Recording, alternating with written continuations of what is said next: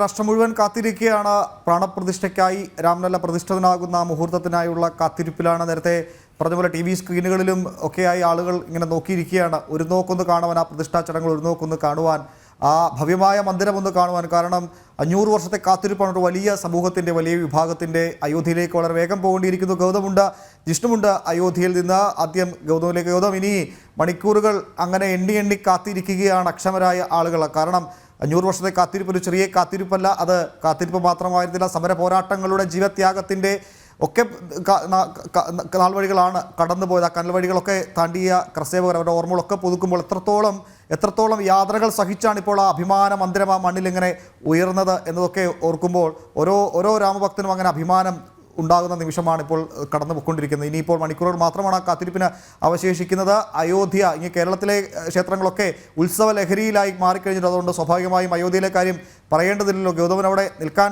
സാധിക്കുന്നുണ്ടോ? അവിടുത്തെ ഒരു അന്തരീക്ഷം എന്താണ്? ആയിരക്കണക്കിന് ആളുകൾ അങ്ങനെ ഒഴുകിയെത്തുന്നുണ്ട്, നിയന്ത്രണങ്ങളൊക്കെ ഏർപ്പെടുത്തി തുടങ്ങിയിട്ടുണ്ട്. എന്താണ് അയോധ്യ നഗരിയിലെ ഏറ്റവും പ്രധാനപ്പെട്ട പുതിയ അപ്ഡേറ്റ്സ്?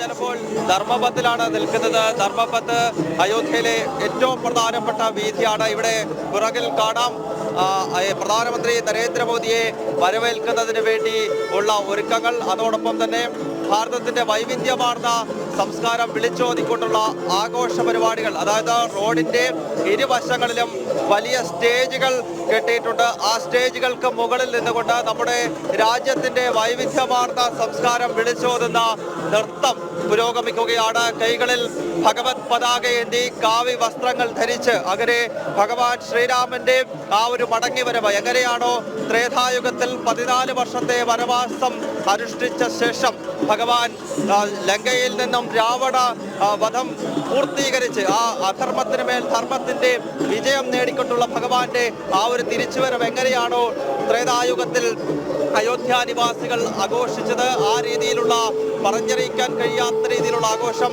അയോധ്യയിലെങ്ങും നടക്കുകയാണ്.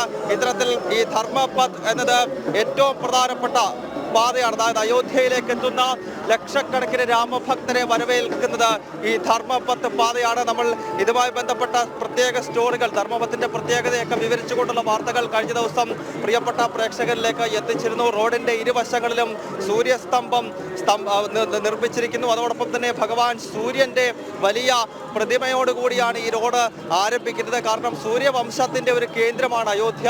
ഇക്ഷാകു, അതിനുശേഷം പിന്നീട് ദശരഥ മഹാരാജൻ, ശ്രീരാമൻ, ഇവരെല്ലാം സൂര്യവംശത്തിൽ പിറന്നവരാണ്. അതിനെ ഓർമ്മപ്പെടുത്തിക്കൊണ്ടാണ് റോഡിന്റെ ഇരുവശങ്ങളിലും സൂര്യസ്തംഭം നിർമ്മിച്ചിരിക്കുന്നത്. അങ്ങനെ ഒരു കാലഘട്ടത്തിൽ സൂര്യവംശത്തിന്റെ കേന്ദ്രമായിരുന്ന അയോധ്യ, ആ അയോധ്യയുടെ പഴയകാല പ്രൗഢിയും ആധുനിക അയോധ്യ എന്തിനെയൊക്കെ പ്രതിനിധീകരിക്കുന്നു എന്നൊക്കെ പൂർണ്ണമായി വ്യക്തമാക്കുന്നതാണ് ധർമ്മപത്ത് എന്ന ഈ പാത. നമ്മൾ ദൃശ്യങ്ങൾ കാണാം. മുഴുവൻ ഈ റോഡ് മുഴുവൻ വെള്ളമൊഴിച്ച് മുഴുവൻ ശുചീകരിച്ചിരിക്കുകയാണ്. കാരണം ഈ പാത ഏറ്റവും പ്രധാനപ്പെട്ട പാതയാണ് അയോധ്യയിലേത്. അതിനാൽ വളരെ ശുചീകരണ പ്രവർത്തനങ്ങൾ ഉൾപ്പെടെ നടത്തി റോഡിന്റെ ഡിവൈഡറുകളിൽ വരെ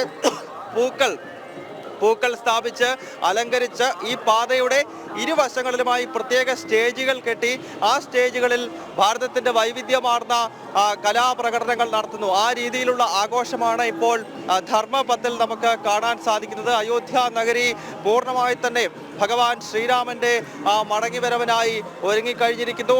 നമുക്കറിയാം, നേരത്തെ ഉമേഷ് സൂചിപ്പിച്ചതുപോലെ 500 വർഷത്തെ കാത്തിരിപ്പാണ്. 5 നൂറ്റാണ്ട് ഐതിഹാസികമായ സമരങ്ങൾ, യുദ്ധങ്ങൾ, കലാപങ്ങൾ, നിയമ പോരാട്ടങ്ങൾ, അങ്ങനെ ഐതിഹാസികമായ ആ 5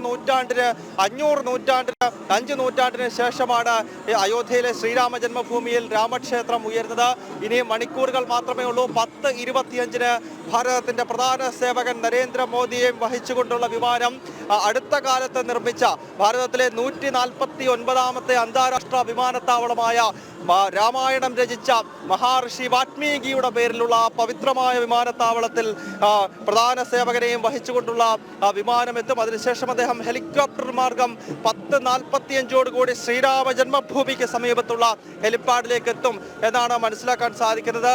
ഈ റോഡിന്റെ ഇരുവശങ്ങളിൽ ഞാൻ നേരത്തെ സൂചിപ്പിച്ചു, വിവിധ കലാപ്രകടനങ്ങൾ പല ഭാഗങ്ങളിലായാണ് നടക്കുന്നത്. കാരണം ഈ വഴികളിലൂടെയാണ് രാമജന്മഭൂമിയിലേക്ക് VIP മൂവ്മെന്റ് നടക്കുന്നത്. അതായത് ഏതാണ്ട് 8000 പേർക്കാണ് രാമക്ഷേത്രത്തിനകത്ത് ഇന്ന് നടക്കുന്ന ഈ പ്രതിഷ്ഠാ ചടങ്ങിന് നേരിട്ട് ക്ഷണമുള്ളത്. ഉത്തർപ്രദേശ് സർക്കാരിൻ്റെയും രാമജന്മഭൂമി തീർത്ഥക്ഷേത്ര ട്രസ്റ്റിൻ്റെയുമാണ് ക്ഷണമുള്ളത്. ആ ക്ഷണമുള്ള പ്രമുഖ വ്യക്തിത്വങ്ങൾ, സാമൂഹിക സാംസ്കാരിക രംഗങ്ങളിലെ കഴിവ് തെളിയിച്ച ആളുകൾ, പത്മ പുരസ്കാരങ്ങൾ നേടിയവർ, സിനിമാ മേഖലയിൽ കഴിവ് തെളിയിച്ചവർ, അതോടൊപ്പം തന്നെ കാർ സേവകർ. നമുക്കറിയാം അയോധ്യയിൽ ഇന്ന് രാമക്ഷേത്രം ഉയരുന്നുവെങ്കിൽ അതിലേറ്റവും നിർണായകമായ പങ്ക് വഹിച്ചത് ഈ നാടിൻ്റെ നാനാഭാഗങ്ങളിൽ നിന്നും 1990-ലും 92-ലും ശ്രീരാമ ജന്മഭൂമിയിലേക്ക് എത്തിയ കാർ സേവകരാണ്.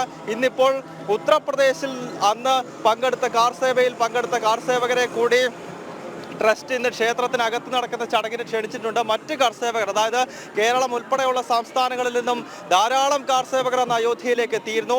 അവർക്ക് പിന്നീടാണ് ഇവിടേക്ക് എത്താനുള്ള അനുമതി നൽകിയിരിക്കുന്നത്. ഞാൻ മനസ്സിലാക്കുന്നത് കേരളത്തിൽ നിന്നും ഫെബ്രുവരി 21-ന് ഒരു മുഴുവൻ ട്രെയിൻ കാർസേവകരെ വഹിച്ചുകൊണ്ട് അയോധ്യയിലേക്ക് എത്താൻ പോകുന്നു. അങ്ങനെ കാർസേവകരെ ഉൾപ്പെടെ ഇന്നിപ്പോൾ ഉത്തർപ്രദേശിലെ കാർസേവകരെയാണ് അയോധ്യയിലെ ഈ ക്ഷേത്രത്തിന്റെ പ്രാണപ്രതിഷ്ഠ കാണുവാനായി ക്ഷണിച്ചിട്ടുള്ളത്. അങ്ങനെ അവരെല്ലാം കടന്നു പോകുന്ന വഴിയാണ് ഈ ധർമ്മപഥ് എന്ന ധർമ്മം വിജയിച്ച ആ ധർമ്മത്തെ ഓർമ്മപ്പെടുത്തുന്ന, സനാതന ധർമ്മത്തെ ഓർമ്മപ്പെടുത്തുന്ന പേരിട്ടിരിക്കുന്ന ആ പവിത്രമായ ധർമ്മപഥ്. അത് പൂർണ്ണമായും പുഷ്പാലങ്കൃതമാണ്, കാവിക്കൊടികൾ കൊണ്ട് അലങ്കരിച്ചിരിക്കുന്നു. പാതയുടെ ഇരുവശങ്ങളിലും നമ്മുടെ മഹത്തായ രാഷ്ട്രത്തിന്റെ പവിത്രമായ സംസ്കൃതിയെ ഓർമ്മപ്പെടുത്തുന്ന കലാപ്രകടനങ്ങൾ നടക്കുന്നു. അങ്ങനെ അയോധ്യയിലാകെ ആഘോഷമാണ്, രാമമന്ത്രങ്ങൾ മുഖരിതമാകുന്നു. ഏവരും ഇനി ഉറ്റുനോക്കുന്നത് ഭാരതത്തിന്റെ പ്രധാന സേവകൻ, അദ്ദേഹത്തെ വരവേൽക്കുന്നതിന് വേണ്ടിയായാണ്.